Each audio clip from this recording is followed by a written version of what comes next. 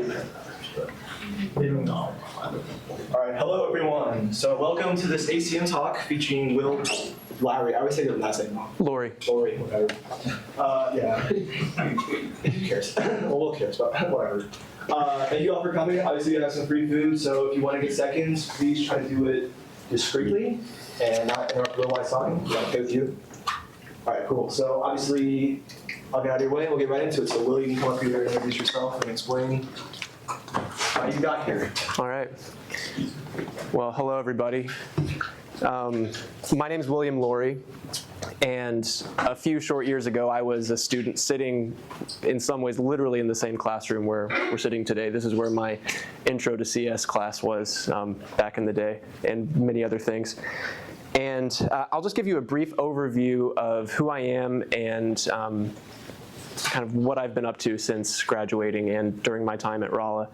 So when I was here, I had the honor of interning at several companies. I interned at Boeing, a local company called LMI Aerospace, and Garmin. When I graduated, I worked at Microsoft in Seattle. And then after about 3 years at Microsoft, I moved, well, I didn't move. I stayed in Seattle, but worked remotely for a tech company based in New York City called Stellar Health.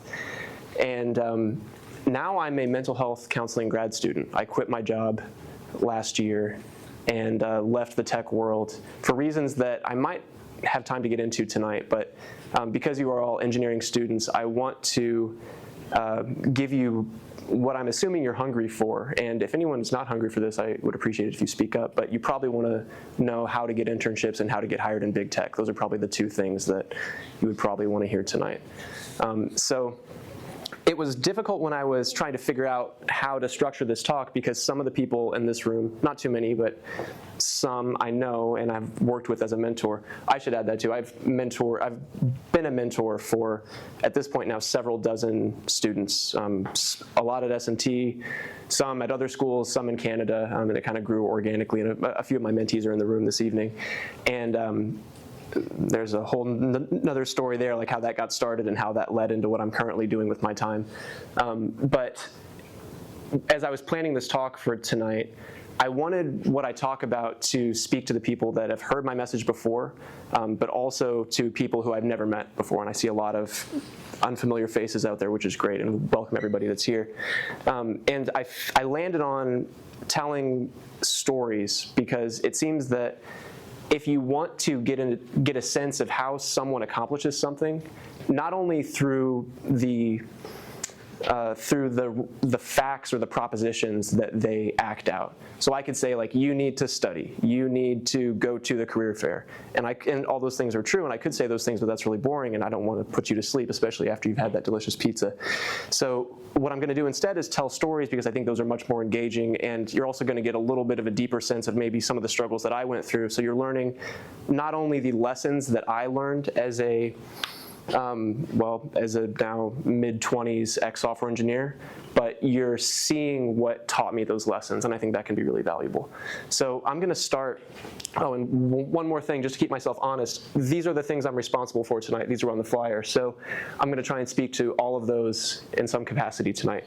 So I'm going to start with my first semester at S&T. I was prior to starting at S&T, I was not a great student in high school, and likely many of you can relate to this. High school is like not that hard, you know. You just kind of go to class. As long as you do homework, as long as your butt is in the seat, like, you're going to do fine on the exams.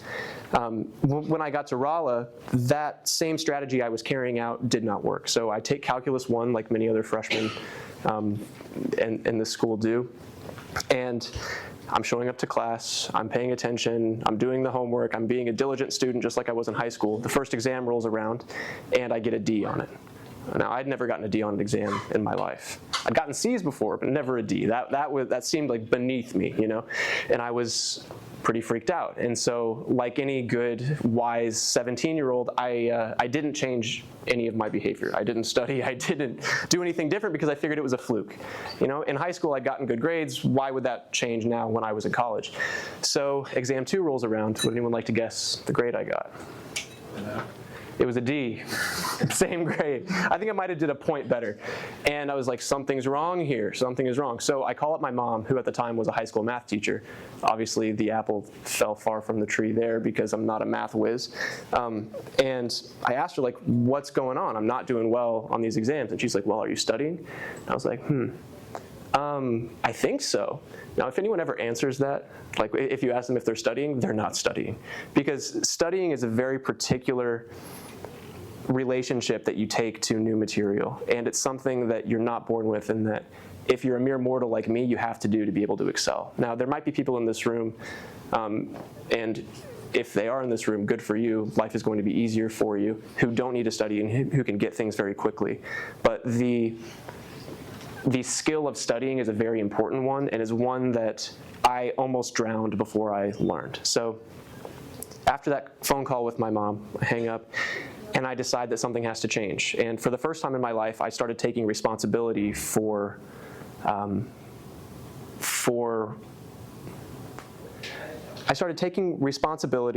my life looked like. Instead of just being the smart enough kid who would get decent grades when I was in high school, I figured that now I was in a different environment. Come on in, welcome guys, get some pizza.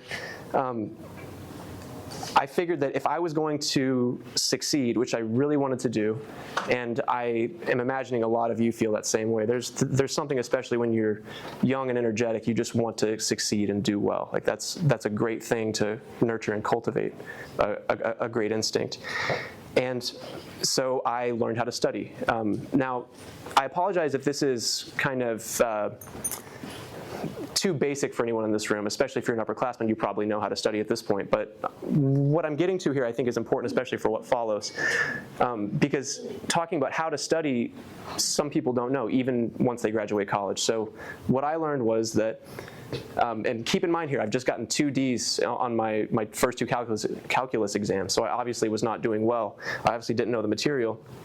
I figured that I would actually read the textbook. Now, textbooks are really cool because they're written for the express purpose of teaching you things. It's a wild idea. If you read it, you might actually learn what the textbook is trying to teach you. The only negative to reading a textbook is, and definitely at first, and definitely if you're not super conscientious, is it's hard to crack it open. But if you want a goal bad enough, for me, I wanted to do well in calculus, I started reading the textbook, and especially when it comes to engineering, the problems in the back of the book were so valuable, because that's really where learning begins, is when you are able to confront a problem based on material that you just learned and engage with it and test what you know and then check your work. And the problems in the back of the book are perfect for that. So I went from almost failing out of calculus, and frankly, I probably would have failed out of school as well, to getting an A. It was like a 97% on the 3rd exam, got 100 on the 4th exam, did well on the final, ended up with an A in the course for grade replacement. And I say that not to brag. I'm sure there are some people who got A's in calculus. I mean, it is something I'm proud of, but the point is, when you apply yourself and you attune yourself with the demands of the situation, you might be surprised with the results. And for me, I didn't think I would ever get an A in a class as hard as that. And yet, just a normal person like me was able to, because I really dedicated myself to studying. And so that was the first real lesson that I learned when I was in school. And not too long after that, not too far from where you are all sitting tonight, it was in E-Man. I watched a talk from a few Google engineers. I think I was a freshman, or like maybe a first semester sophomore, so like pretty young, probably a freshman. And these were 2 S&T alums who were now working at Google. And they painted a picture of what it was like to work in big tech that for me was all new information. Like I was shocked and amazed at, what would I call it? Just at the lengths that these companies will go to make their employees comfortable. And it really seemed to me like a utopia. Now, not getting into the philosophy of utopianism right now, but when I was 17 years old, like I ate that up and I was like, I need to work there. That's what I'm going to dedicate my life to. So I was going to work at Google. That's what I decided. I wanted free food. I wanted free drinks. I wanted six-figure salary. That's what I was going to do. Now I was feeling pretty confident coming off of that Calculus 1 class, with an A. I was pretty hot stuff. And so now the next big task, and I guess kind of while that was going on, was to get an internship. It's very, very difficult to get your first internship. It's difficult, but a little bit less so to get your second internship. But once you get like 2 or 3 internships, people are going to start seeking you out. Like you become valuable to employers. And that's something I want to pull on for a minute, because there's a sense of entitlement that I know I had coming into my college career. And especially whenever you grow up in a loving family, which for the most part I did, that sense of entitlement can kind of just come naturally to you. But then you meet the cold, harsh world where all of a sudden, just because you're nice and kind, people don't necessarily want you to do something like work for them. You need to be able to provide a concrete, incremental value to the company. And if you can't do that, then like why would they hire you? If you're not going to be a valuable employee, if you're not a good engineer who knows their stuff, if you're not someone who can succeed in school, then why would they hire you? They'll just hire the next person. And getting back to what I was talking about here, trying to get hired. So I started the work of differentiating myself from my peers. And I didn't think about it in those terms at the time, but in retrospect, that's what I would call it. So I'm trying to figure out how I can make myself look different from all the other freshmen who have, who still have their high school on their resume and who have like basically no practical job experience. And I realized that the answer was laying right in front of me. Now, I said it's very hard to get your first internship because companies don't want to hire someone with no experience. It's an investment on their front to train you up and to train you and build you to be a competent engineer. But especially here at Rolla, you have so many amazing opportunities, and people were shouting this at me from all angles: design teams, on-campus organizations, clubs, groups that you can join where there's no interview, they're free, and they will teach you basically the same material or the same skills that you're going to get as an intern or even as a full-timer. Now, I know that this is an ACM event, but I was a design team person myself in college, and so I highly recommend design teams. Like I said, because they will accept anybody. And on day one, you're going to be doing work that a full-time engineer is going to be doing. And I don't want that to sound scary, because it's not that you need to know what you're doing. You're going to be surrounded by college students who are all incentivized to get this project going, and that involves training you up to know what you're doing. So like, I'll give you an example to make this more concrete. I think my first night working on the solar car team, which is where I spent 3 years and was very involved there, they had me assembling printed circuit boards. I was putting little like grain of sand sized components, on these circuit boards and like assembling them. I didn't know what the heck was going on, and yet they were mentoring me and training me. And that was all free of charge. Within a few weeks, I was able to get like maybe 2 resume line items from that. And I built up my resume. My first semester, already I was differentiated from the people around me, which is a huge deal going into the career fair. So let's take a step back for a minute. I want to talk about resumes just briefly, because I don't know if there's a more important piece of work that you could produce as a college student than a resume. Your resume is the only thing that employers are going to see about you.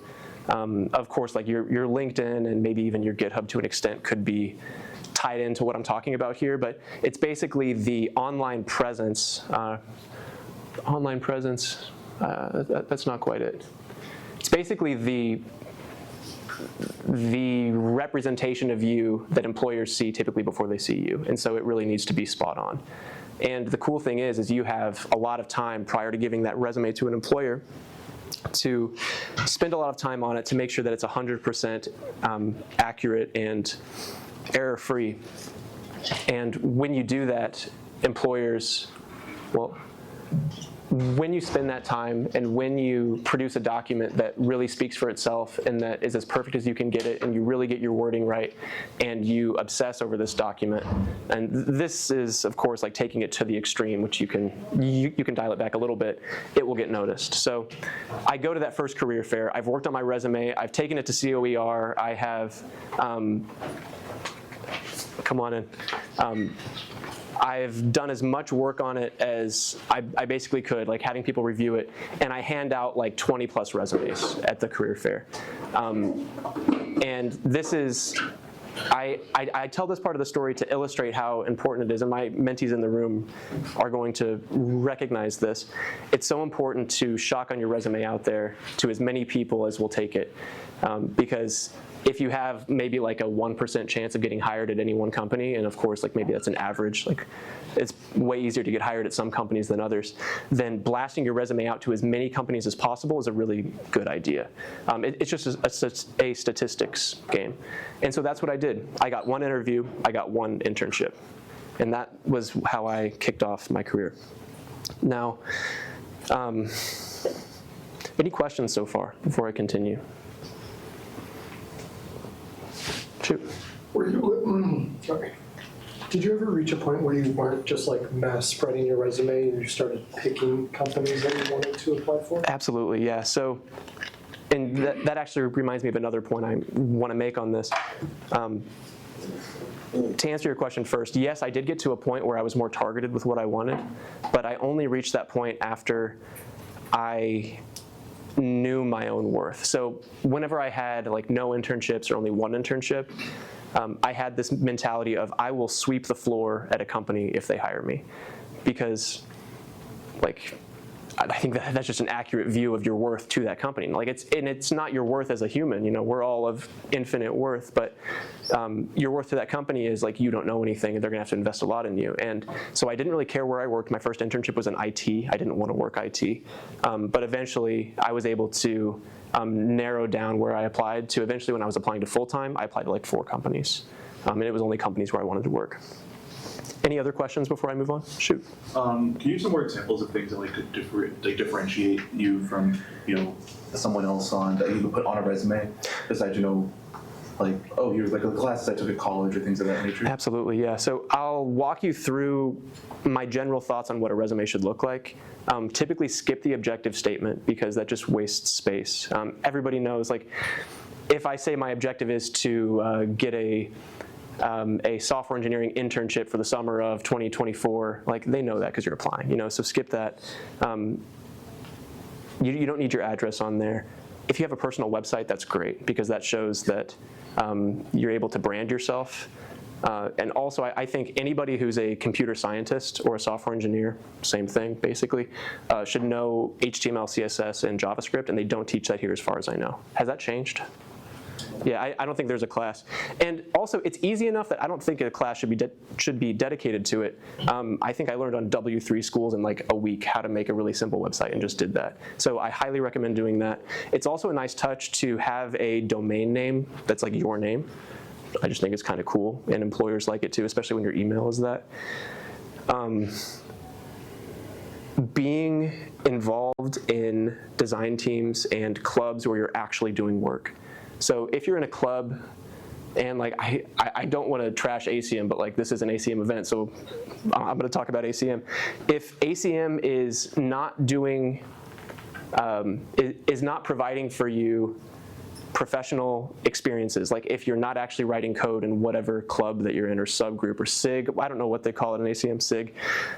If ACM isn't providing opportunities for you, like go to the club leader, Adam sitting back there, I'm sure he'd love to hear from you, and like ask if you can get more of that. Like what I'm driving towards here is join clubs where you're going to get experience that you want to have. And I'm going to take a break from answering your question and to touch on this first point here. So it's very difficult for people, especially young people, to know what their passion is. And there's a big push in culture today for people to like know what they're going to spend their life doing and if I ask you, for instance, like, what's your passion, and you don't have to answer in front of all the people, but if you had a good answer for me, I'd be like, really? Because the landscape is shifting under your feet. Like, you're growing older, new interests are arising. Like, what you do for work isn't always what you're going to be passionate about. It's a hard thing to know, and so I wouldn't recommend trying to nail that question down, like, what is my passion? But coming closer back to your question, what you can do is take a next step based on where you are. So if I'm here, I'm an S&T student sitting in the seats tonight, and I know I'm interested in embedded programming, for instance. I know these design teams where I can try that out. I can take that first step and see if that interest I have could be something that, in retrospect, once I get there and turn around, I look back and say that was my passion. Because I'm not convinced that you can know what your passion is a priori. I think you have to walk it out and then be able to label it after the fact. So another reason, apart from it looking good on a resume, for you to be involved on campus is you can try things out. There's never going to be another time in your life when you are able to, for basically no cost of commitment, because I'm assuming very few people in this room have dependents. Maybe some people have like a dog or a cat. But even if you do have dependents, you're relatively nimble when you're young, and you can try things out and see if you like it. Like, if you want to do full stack development, try it out when you're a student, because then you can learn before you get into a more fixed position as a full-time engineer. Okay, coming back to your question, how else can you differentiate yourself on the resume? It can be, it's nice to have leadership positions on your resume. So when you get involved in a club, it's nice to see that you're climbing through the ranks. That shows a degree of commitment, and it also, how would I say it? It proves that you're not someone that comes to a meeting like once a semester and doesn't do anything and then just like BS their resume, because people absolutely do that. Because you have more skin in the game when you're a leader. And also, if an employer could choose between someone who has a lot of technical skills and is a good leader versus someone who just has a lot of technical skills but is not a good leader, like, why would they choose the second person, you know? So, and that's not to say that everyone has to be a leader in here, but it's something that if you want to differentiate yourself, if you want to grow a little bit, especially if you're not super comfortable with it, push yourself and try it out, because maybe you'll find that you love being a leader. How else can you differentiate yourself? Getting a good GPA. A few more notes on GPA. When you're in school, it's very clear what's expected of you. You walk into the classroom on the first day and they hand you a syllabus and say, this is what I'm going to be grading over the course of the semester. Here are the assignments I'm going to be giving you, and as they're going through their lectures, they're covering chapters in the book typically, so you know what they're going to be expecting of you on the test. And oftentimes they'll even explicitly tell you, like, I'm expecting this from you on the test. At no other time in your life will it be that clear, and where all the information is available to you to just learn it and then go and perform on the test. If you can master that, you can master a lot of things, because that in itself, if you learn that, is learning. And so to give you a pithy, like, takeaway, like, learn how to learn. But hopefully you have enough context so that that doesn't just bounce off. Why that's also important. It shows that you know how to follow instructions. A lot of adults don't know how to follow instructions, and it's kind of shocking. If someone says in the workplace, I need you to build this thing for me to this spec, and I need it to be done in this time. If you can't do that, you're not being a good engineer. Just like, period, and you're going to have problems. So figure that stuff out now. You're in a place where, like, if you get a bad grade in the class because you're still figuring it out, that's okay, But don't save it for later. Don't save figuring it out for later whenever your livelihood depends on it, and you have dependents, and like, your pay could be at stake, and yeah, don't put other people at risk. Okay, honors and awards are good to have on a resume as well. But really, I think where the bulk of your time should be spent on the resume is on your experience, on putting putting a lot of thought and effort into every bullet point on your resume. So if you're an ACM president, for example, I'm going to pick on Adam because he's in my field of vision. If you're an ACM president, then you need to have like maybe 3 or 4 good bullet points about like how you led, what you did, using numbers, things like that. Basically, it's storytelling when it comes to a resume. Okay, any other questions before I move on?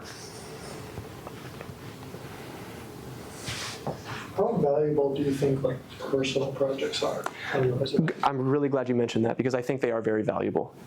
I think especially if you're interested in something that you can't readily find around you, I think that's when a personal project can really come in handy. Like if there's some like obscure project that you want to work on that you can't work on in the context of a design team or another group. One tip for personal projects, though, is elevate them to the same status as your group involvement and your internships. I see people do this on resumes frequently where they'll have a section of their internships and then they'll have a separate section of personal projects. What that says to me is that internships are on one level and then everything else is kind of below that. Just make them all the same. And when you do that, it kind of equalizes your experience and you're able to speak with more confidence to projects that you were involved in, whether they're personal projects or maybe they're group projects, even with school or in design teams or whatever. Yeah, I think that's all I had on that one. Any other questions? Yeah. I guess just like more and more it's becoming common for like competitive companies to have like technical interviews. Yeah. I guess having a solid resume is one part, but what do you recommend to like kind of see it through? So that's actually, I'm going to talk about that next. Come on in, man, no worries. Yeah, but let me tell a little bit more story before I get there. Any other questions before I move on this stuff? Okay, let's keep trucking. So we left off with how I got that first internship. And I'll just say that for that first internship, the interview process was nothing technical. It was pretty standard behavioral. Boeing interviews tend to be not the same sort of interview that you're going to see at like a Garmin or a bigger company like Fang or Microsoft. So my sophomore year, I applied to Google. That's where I wanted to work. Like, if I could get into Google, remember, I was minted. I was set. I applied to Google. Somehow, they get back to me. They say, let's set up an interview. And then they sent me what was going to be in the interview. And it was a whole presentation of all the things I was expected to know. This was just for the technical. They said I needed to know all these data structures, like half of which I'd never heard of. I needed to know all these algorithms. I hadn't taken algorithms yet. I think it was like in data structures, just starting it. All of this information that I had no clue about. And I was like, they want me to be able to have mastery over this information and be able to use it in a problem that I've probably never seen before and actually come up with a solution for it and solve it on a whiteboard in front of an engineer. Like, that sounds awful. That sounds absolutely terrifying. And there's not really a way around that. If you're going to work in big tech or in any reasonably large tech company, that's in your future. And it's scary and it's nerve-wracking. And I just want to take a moment to emphasize that. But it's also a skill just like anything else. And this is where talking about succeeding in school comes in. Because the same skills that it takes to learn how to not flunk your classes and to actually learn things and succeed, those are the same skills that are going to come in handy when it comes to preparing for interviews. Because, and I really want this to sink in, if you take away anything from this talk, I hope that it's this: technical interviews are a skill that you can master. Even though it's an activity that involves a lot of unknown and a lot of chance and a lot of luck, there's a lot that's within your control that you can do. And so I'm going to move on now from talking about how to get jobs, because I think that we've touched on that enough. Just to recap, get good grades, have a resume that's good. How do I have a resume that's good? Get a lot of information on it that differentiates you from the crowd. And if you're really struggling to get internships, get more involved on campus. Also ask for help, get people to review your resume. So now that your resume is looking good, now that you have a shot at getting into a company where you'd like to work, you need to prepare. It's time to hit the books or hit the book. I highly recommend, well, okay, I'll just say this first. I know that ACM recently started a career SIG, is that right? Okay, is that yours? Okay. Class or I guess way where you would get that sort of information in school. And like it really is different from schoolwork whenever you're working on interviews, yeah. Anybody that's prepped for interviews and like seen how atrocious you are, and like don't worry, I've been atrocious at it too, at interview prep and solving these technical interview questions. It'll really put you in your place really quick. But how do you actually get good at this? So back to the books. Now, I apologize for people who aren't textbook people. Maybe that's maybe that's a problem with you, or maybe I'm just too, how would I say this, set in my ways, but I think textbooks are really good, especially when you want to learn something. And master that skill of learning from textbooks and you can learn anything. So the book that I recommend, and don't worry, I'll give another avenue for people who don't like this book, although I really do recommend it, Cracking the Coding Interview by Gail Lockman-McDowell. It is not groundbreaking that I'm up here recommending that book. Like that is the Bible for technical interviews and even for behavioral interviews. Before I forget, let me write this out.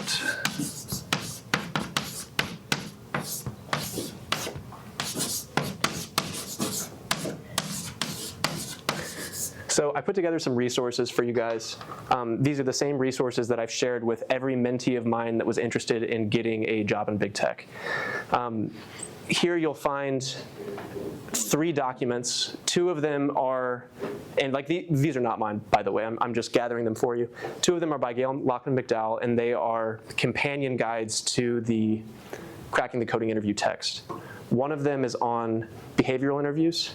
I'll just talk about behavioral interviews for a moment here and then move on to the rest of what these documents are about. Because in your in your interview with a tech company of reasonable size, you're going to have 2 types of interviews, technical and behavioral. In the behavioral, they're doing several things. They're making sure that you are someone that they would want to work with. They are making sure you're not a serial killer. It's good to check that off early. They are wanting to dive into your experience and learn about who you are and how you solve problems. And so that's something that the behavioral interview will cover. In that handout, I forget, I think it's Cracking the Soft Skills is the one I'm talking about now. They are going to have you write out a series of stories that fit into certain categories. Do that on your own. Before you go into the interview, come up with some stories, fill out that worksheet, and then be able to write them from memory. Once you do that, you will be, well, it's like studying for the behavioral interview. Now you have some tools in your arsenal or some weapons in your arsenal that you'll be able to use whenever you're in the heat of the moment there and they're asking you, tell me about a time when you had a problem at work. And instead of being like, I've never worked anywhere, I've only worked on a design team, and yeah, don't let that happen. Also on that note, it's okay to use your design team experience and personal project experience for like workplace scenarios in these, for those interview questions. There's also, I think, an elevator pitch section. Fill that out too and get that just imprinted in your mind. That's going to be really useful at cocktail parties, at the career fair, anywhere. To be able to say like confidently, this is me, this is who I am, this is what I do. Okay. One other document there is the Cracking the Coding Skills, I think. And you have all probably seen it at this point. That is the framework that I highly recommend that you follow for every single coding question that you ever do. If you do that, and if you think out loud, and actually like use your words when you're practicing, because that I think is one of the core skills of coding interviewing, is you're given a problem, and you can verbalize what you're thinking. Because otherwise, like, imagine this, like you ask me a coding problem at the whiteboard, and I'm like, okay, I got it. like you're going to think of having a mental breakdown or something, you know? Yeah, yeah. And everyone's like, "Is he okay?" Like, learn how to verbalize. So, and that's a skill just like anything else. So, what I'm directing you towards here is where to point that ability to learn things. That's another thing to learn, is to be able to verbalize what you're thinking. So, every time you work through a question, a coding interview question, regardless of where it comes from, I recommend following that guide. I feel the need to justify that more. Let me just put it like this. You need to know the rules before you break them with anything. It's never a good idea to naively break rules before you know what they are, just in general. And so I recommend using this framework first, and then once you get proficient, or once you get a level of mastery, you can throw those rules aside. Okay, there's one other document there. I'll just talk about it now. It's a pamphlet that the COER department gave out when I was a student. It's a good resume primer if you want to read through it, but at the end, that's really where I think it's important. There's a list of power verbs for your resume. So like executed, engineered, implemented, a list of like 100 verbs like that. I lean on those so hard when I'm resume writing, because that can really spark things in you as you're looking over that. Okay, I'm gonna now change gears away from that to talking about cracking the coding interview again. I would recommend reading it from the beginning, like even those beginning chapters that you might be tempted to skip, because you're going to get a sense of what these interviews are like. And you're also going to, I guess once you get beyond that initial chapter, you're going to be learning things that you like might have learned in classes, but that now you really need to turn around and learn for real, like big O notation. You need to be able to look at an algorithm and know it's big O. If you struggled with that in school, that's okay, but it's actually quite simple, and I think that Gail does a great job in her book. And so I highly recommend learning that. And then at the end of each of the chapters is a bunch of questions. Do those questions. Check your answers in the back of the book and learn. Get to the point where you're actually able to do them, where you're able to follow the roadmap in that document that I provided for you. And you're able to, most of the time, know how to solve problems. Now, when you first start, it's going to be awful because you're not going to know how to solve anything. It's going to be very frustrating. But know that I was right there with you, and that you will get better with time. It just requires some dedication, which is why it's really important to have a goal that you're aiming for that is adequately desirable for you. If you are grinding away at coding interview prep, just because you kind of vaguely want to work in big tech, or like you kind of want to be a software engineer, you're not going to, well, I don't want to say for sure that you won't, but you're not as likely, I think, to have the drive that it requires to really put in the time that it takes. Okay. I promised that I would give you an alternative to textbooks, although I really highly recommend that book. Yeah? Can you repeat the grinding statement which you said just now? Could you repeat the question? What did you say just now? I did not understand. Let's see if I can remember. The thing about grinding for Yeah, so if you don't have a goal that you're aiming for that is desirable to you, then doing all this legwork in order to get good at interviews is not going to be attractive for you. If you have a bunch of work in front of you, but you have no end goal in mind that this work is going to enable you to get to, then it's hard. Could be money. It can be, yeah, absolutely. And I have more thoughts on that. I might get to later. Yes. Was having you said your end goal was like a specific company, like Google. It was at the time. Was that a good idea, in your opinion? Purely to aim at one company. Yeah, or like having that as your. I mean, there's a lot to it. Let me think for a minute. I don't think it's necessarily a bad thing. Maybe don't hinge your entire sense of self-worth on whether or not you get hired at that one company. But like if you love ChatGPT and like that is just the large language model that you are in love with and you want to work at OpenAI, then like more power to you, man. But have backup plans. That's important. Any other questions? I thought I saw another hand, maybe. Okay, let's see if I can remember where I was. So apart from the textbook, Leet Code is great, but I recommend Leet Code for getting reps. I think cracking the coding interview is great for building that foundation. Leet Code is great for getting like 100 problems under your belt, in addition to cracking the coding interview, and you're able to build those reps in and start to see patterns, because a lot of a lot of technical interviews are pattern recognition. Sometimes you'll get a question that is verbatim from Leet Code, which is pretty cool. I've got that a few times. But other times, you're going to see like an element of this problem that you did and this other problem, and you've solved both of those and know how those both work, so you're able to formulate a solution. Okay. Let me think. Any other questions before I move on here?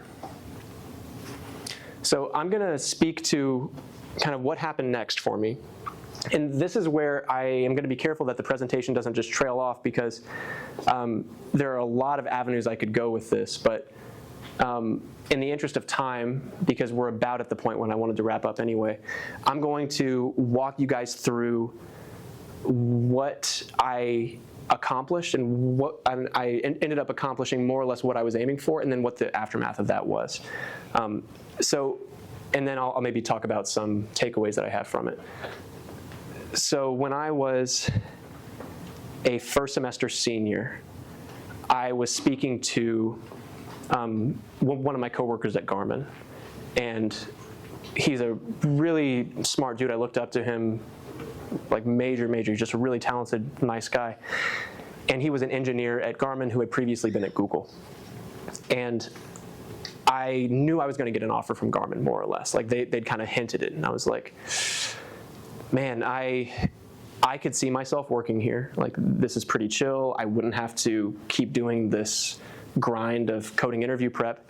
And I was kind of confiding in this mentor of mine, saying like, this is kind of what I'm thinking. And he said, if you even want a tiny bit to work in big tech, you have to go do it now, because you will be minted. Now, the sad truth is, and there are a lot of things I love about S&T, but there are also some not so good things. One of the not so good things about S&T is no one knows that name outside of the Midwest.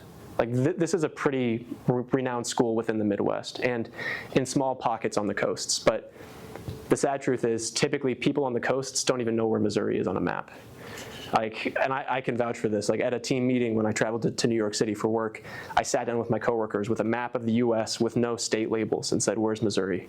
No one could get it right. Like a table of like 10 people. It's actually pretty funny. And so the clout that you might have at S&T when you're applying to companies like Garmin and Boeing and like the companies that S&T feeds into, that's not going to be present elsewhere.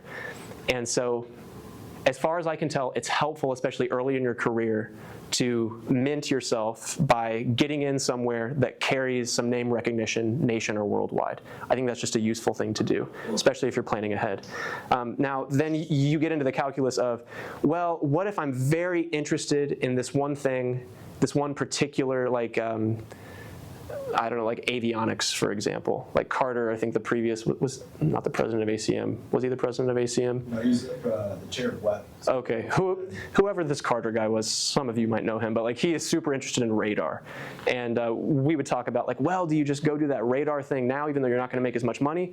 Or do you go and work in big tech so that you're getting LinkedIn messages every day begging you to come work with them, which is what will happen if you work at big tech, which is a pretty sweet deal. But it's hard to know what to do. I think the perfect world is if you have a passion for working on cloud products and you go work at a Microsoft or a Google or an Amazon. That seems to be a pretty good deal, because then you're making mad money and you're interested in your work, and that's pretty nice. I'm kind of trailing off here. So getting back to the point, so he basically said, if you want to work in big tech, do it now. It's going to be great that you've invested all that time in getting in now rather than later. And so I ended up, I turned down my Garmin offer. I wasn't sure what I was going to do instead, but I knew that I was going to give it a shot and try and apply to big tech. I ended up getting interviews at Microsoft and Amazon. the only reason I took Microsoft was because they went through their interview process so much faster. They flew me out to Seattle, and I fell in love with Seattle. And I decided to move out there. I've never been a big Microsoft fan.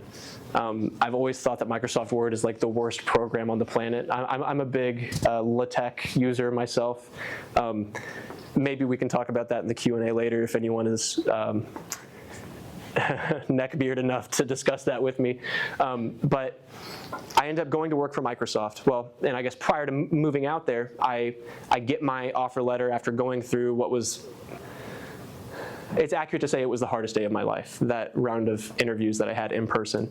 It was 4 hours of technical interviews, back to back to back to back. But I had prepared well for it, and I managed to get an offer. I remember getting that offer was about the happiest I had ever been in my entire life. And then that summer, living in Missouri prior to when I moved out to Seattle, I was in a pretty dark place because I realized that this thing that I'd wanted so bad that I thought was going to be almost salvific for me and like take away my problems and kind of like I wouldn't have to work in the same way that I had been, like striving to get something and to even be good enough to deserve that job. Once I got that, I realized that all I'd done was earn the right to do a lot more of the work I had been doing as a student, which is writing code, sitting in front of a computer, solving problems. Now, there's nothing against that, and a lot of the people in this room are probably very passionate about those things, and more power to you, that's great. But it's also important to know and to be honest with yourself about what you enjoy doing in life. And for me, I am not a natural-born engineer. I can be an engineer, and I can be a good engineer, but it's something I have to kind of force myself to do and kind of push myself into a mold that I don't quite fit into. So prior to going out to Microsoft, I didn't really know what to do because I felt like I just signed up for a bunch of work I didn't want to do on a product I wasn't passionate about. Passion again. Maybe I should say on a product that I didn't even want to use. I worked on Azure applications for VS Code, if anyone has used those. And this is where it gets difficult because the rest of the story I think would require another hour to explain to you all. So I'm going to give you the well, I'll give you enough of it that you get an idea. So I realized that I didn't have an alternative. I didn't know what I would rather do, and I went through like lists of jobs online, of like every career that you could possibly be. Like I looked at those, and then I wrote down the ones that I would realistically be interested in. This was after getting a computer engineering degree. It's like, shouldn't I have done that before? But like, timing, it's not always the best. And I realized like there's nothing else I'd rather do. This doesn't really click with me. Like there's something about this that I don't know, it's just not quite it. Of course, there's a element of trying to figure out if you're just being ungrateful and childish about now having to do work. There is an element of that there. But I decided just to focus on this opportunity in front of me and to make the most of it.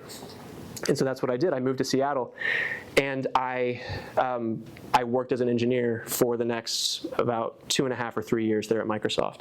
During that time, I started getting very interested in some side projects. I've been a longtime meditator. I've been very interested in the religions of the world, and I've traveled to Thailand. I've lived at a monastery there for a time, and so I was kind of cultivating that side of my interests that were kind of absent whenever I was sprinting towards the goal in college.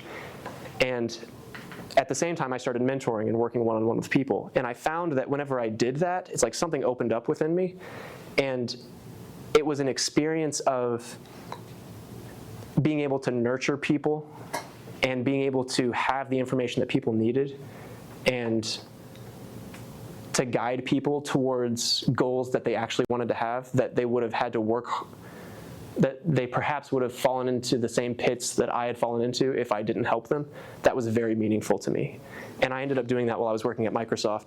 And all the while, I'm kind of like wrestling with this job that I have that now I'm not super passionate about, again, to use that word passion, but then I had this other kind of side hustle, you could call it, that was very meaningful to me, and I loved it.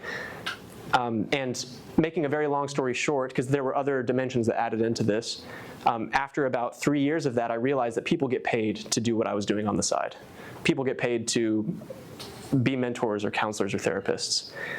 And so in there, I ended up switching my job to a startup when I was attempting to solve this problem of like not wanting to be a software engineer. I thought maybe if I was at a smaller company, maybe if the product was hipper and cooler, maybe if I made more money, to your point.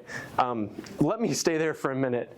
Now, if you're a student, I'm guessing no one in this room has a lot of money. Maybe your family does, but I'm guessing you probably don't. And I grew up like not well off by any means, but we didn't have a, we weren't in poverty, but we weren't rich.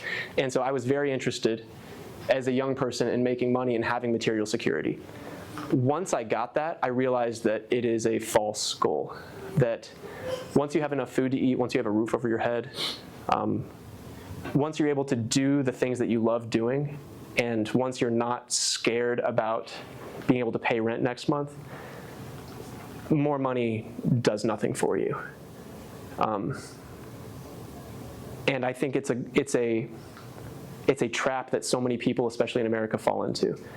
Because you see people who are, you see people, especially on social media, who have the nicest things that you would like to have as well, and you think that if your life looks like theirs, then you'll be happy too. But what you do day to day, like the individual tasks that you do, what you do for your work, the relationships that you have, those are so much more meaningful. So my story has, as my story has continued, I found myself chasing down those things that are meaningful instead of those things that give me money. And it's interesting that when you do that, the world conspires to make sure that you have enough food to eat and that you're well off enough to survive and live a comfortable life. So I think that's a good enough spot as any to end this main part of the talk. Does anyone have any questions on that last point before we move into a more general Q&A? Yeah. No? Oh, sorry. I saw someone pointed up here. So do you have a question? Yeah, actually, I know earlier on you said that meditation was like a key thing that you had developed. So what are like, alongside that, what are like maybe 2 other habits that kind of made you who you are today, or that you wish you had like started a seed earlier? And yeah, right. Good question, man. Let me talk about meditation for a little bit first. So it's weird that people don't meditate, I think. Like that your average person doesn't meditate. Because, man, it's hard to put this in a simple way.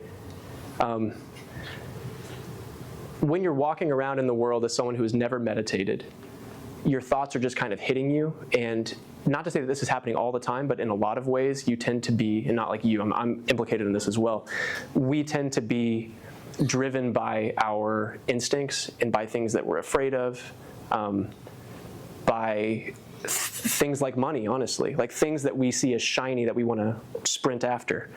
And there's not a depth of our thinking unless we create that depth ourselves, and meditation is a way of doing that. On the topic of meditation, it's very easy to be thinking with your eyes closed and not actually meditating. And so if anyone here has a meditation practice, I highly recommend that you get training from a lot of different practitioners or a lot of different trainers. Apps are great. Get a couple of them and learn some different styles and slowly start to get some distance between you and your mind, because, well, a lot of good things can happen when you do that. I'll just say that. So to come around to your question again, your mind and your body are not 2 separate things. They're one thing. And I think especially with engineering types, and I would include myself in that to some degree, it's very easy to only focus up here and not focus on the rest of the body. But you'll find that your life is just better in so many ways. Like you have more focus, you have more stamina, you sleep better, you get sick less whenever you take care of yourself and eat good food and move your body. And you don't have to be like a bodybuilder or anything, but having like a reasonable amount of exercise is a really good thing to do. So I would add that to a daily practice. Let me think of something else. Reading. I think everyone should be reading at least every day. Here's what I did, and then you can either take my example or leave it. It doesn't really matter to me, but here's what I found to work. Because social media is very addicting, I would just delete it all from your phone. Delete it, and then carry a book around instead. And if a book is not interesting to you, or you don't find it compelling, put it down and find another one, as long as you're like making sure that you're giving it an honest effort. And read things that are interesting to you, because that's another way that you can chase down these side hustles or these paths in your life where you might be being led towards something that will eventually be a big thing for you. Like for me now, training as a psychotherapist, all of that reading I was doing on the side is now like front and center in my life. And I didn't know that at the time. I was just interested in it. But I cannot stress enough how important it is to follow those threads of interest that you have.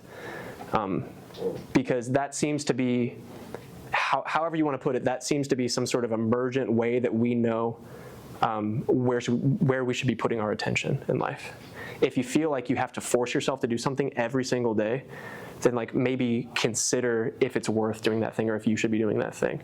Because it's very easy for us to get a picture of who we think we should be, and then to live that out. But you're not living your life, because then like we don't know who you are because you've never shown us. You're just showing us who you think people want you to be. Any other questions? So I know for me, when I'm applying to companies online or in person, you scroll through and you read through like, here's what we want you to know. And then it's like, I always feel like I'm not ready, or like I don't know any of these skills, so I just shouldn't apply. Yeah. What is your view on that feeling, or if I shouldn't have that feeling, and how to get over it, and do you just apply in general if you don't think you're ready for that position? I would always recommend applying. That is a wish list that they're giving out. And if you're a good candidate in other ways, thanks for coming, man, they would definitely look past that. So yeah, don't feel like you have to be the perfect candidate before you apply. Will lead code style interview pattern change in the near future? That's a really good question, and I don't know the answer to that. Your guess? What do you feel? So the leak code structure, or the structure of interviews based around leak code style questions seems to be a little bit flawed, because you don't necessarily have to be a super smart person or a great problem solver to get really good at leak code questions. Like that's me. Like I'm not a super great problem solver myself, and yet like you can learn those patterns and succeed that way. But it's kind of the best we have. Like the old-fashioned Google questions of like, how many windows are there in New York City? Give me an answer and like tell me your thought process. It's like, does that really correlate to being a good engineer? It's hard to say. So it makes sense that solving engineering problems and like having a good knowledge of data structures and algorithms, there's maybe a higher correlation between that and being an engineer, if not a causal relationship. So when you applied to big tech and you got in, do you think there was anything specific on your resume that made you stand out? Because like I think everyone eventually at that point will have work experience and things like that, but like what was different? Good question. I graduated with a very high GPA. That was one thing. So you think GPA matters to those big companies? It is not the thing that matters, but it's not going to hurt you. They look at you as like a bunch of different scores, basically. It's like, how's the GPA? How's the experience? How's the personal projects? You know, like not saying those are the categories, but, and if you have like really great experience, but your GPA isn't so good, like that's okay. You can probably still pull your weight. But if everything's low, if you have like no experience, a low GPA, then, you know, it's not a good look. To answer your question though, I had spent 3 years on SolarCar and I led the team my last year there. And so that was very attractive to them because that's a very technical project, and I was in a leadership position there, so that was attractive. I had multiple internship experiences at that point, and my resume was really top-notch. And that's something that is available to everyone with enough time and like getting people to look at it. You know, like more eyes on your resume will catch more mistakes. But if you were to look at my resume during that time, like it was evident I put the work into it. And that's reflective of how someone's going to be on the job. Like, can they catch mistakes? Can they tell a good story? That sort of thing. Okay, so like the quality of your very specific experiences or things like that was a lot more important than just having a bunch. Yeah, like let me give you an example of what I mean. So who here has had an internship? Okay, so for your last internship, like, can you say in like a few words what one of your projects was? Writing JavaScript test cases to scan through web pages looking for a specific on the resume, but there's no story there. But if you said, I wrote these test cases for this target population impacting, you know, 1 million users or like whatever it is, and you tell a story that someone, even if someone doesn't know what the word JavaScript means, and they like vaguely know what a computer test is or a software test is, they still see like, oh, like he did something that was impactful and it was in the context of this bigger thing and he collaborated with coworkers. So that's what I'm talking about whenever I say the quality of those bullet points. Okay, guys, any other questions? Yeah. So you kind of touched on it earlier, but like I know you like to lead social media, like focusing. So and that kind of goes back. My question kind of goes back to where you're talking about like being a lifelong learner, using skills to become a learner, things like that. So I was kind of really bad way to phrase this question. Basically, what I'm asking is the world is full of distractions. And like so, like let's say like YouTube's a really good resource for learning things, and that's also a really good way to get distracted. So like, how do you ride the line between trying to like get something done and then not falling into like, you know, the social media trap or like a quick dopamine hit, like, you know what I mean? That's a great question, man. Well, and it doesn't help that those products, it doesn't help that the best and brightest among us are working as hard as they can to keep our attention on those products and to extract value from our attention. It's a really insidious thing. Please don't go do that when you graduate. Like, even though the money is absolutely killer, but please don't do that. And so it's a hard thing. I am not a strong enough person to be able to have those apps on my phone and not use them.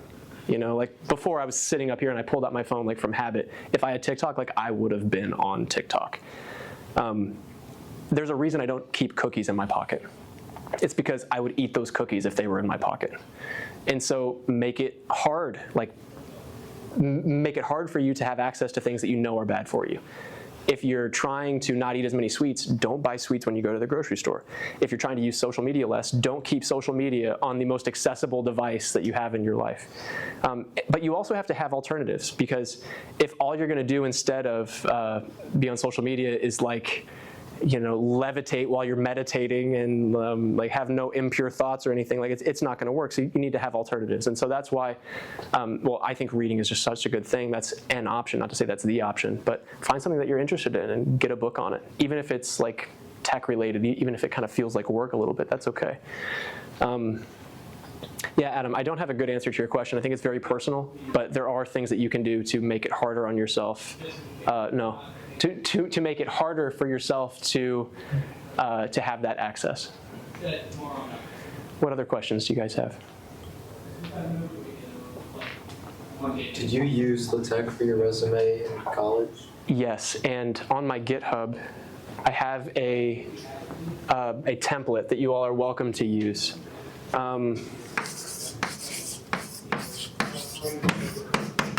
A few words on LaTeX. This is my GitHub here. That was a really bad arrow. So I think that if you learn LaTeX now, it will come in handy in so many ways in the future. I use it every day as a grad student in mental health counseling. And formatting just sucks in general, especially like if you have to write for work, like a particular format of report, or like for me, I'm writing an APA format, so I just have a LaTeX template. I don't have to worry about it at all. I can just write my content, run a script to compile it, and then you're golden. There's this this idea that like we have to, how would I say this? That we have to wait until there's like Star Trek level AI for us to really meld with computers. But all of there are so many amazing tools available to you now that you can tailor to your needs to make you have that same sort of interaction with computers or make it feel kind of magical like that. Like, if you live in a terminal environment like I do, even as a non-software engineer, you can write scripts that can take the current document that you're compiling and like generate a PDF, and like do all sorts of really nice things, and kind of get you closer to your computer. So that sort of like Linux customization style stuff, I'm a big proponent of. Kind of to dovetail off that question. Anyway, though, that's my GitHub. Check out that resume template if you want to learn the tech. I highly recommend doing it now. And I think it's pretty well set up so you can just like hit compile after you run everything, and you'll have a resume. What other questions do you guys have? You heard of Typest? Typest. Yeah, it's like this alternative to LaTeX. A lot of the math students here like it. I've never heard of Typed. Typest? Yeah. Never heard of it. I need to till this semester's. What other questions?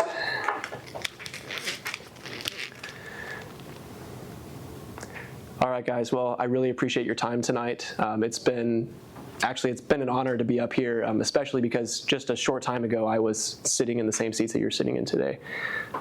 So I would just say follow your interest and see where it leads. That's the words I'll end on tonight. So thanks, everybody. When did you graduate? I graduated in 2019. And let me add one more thing, just as you guys are heading out. If you want to follow some of the work I'm doing, I have my website. You might have already found it. That's my website. And if you go to /sub, you'll find some of my writing that I'm doing with a buddy of mine exploring some issues in religion, if you want to keep up with some of the stuff I'm up to. So thanks, everybody, for your time.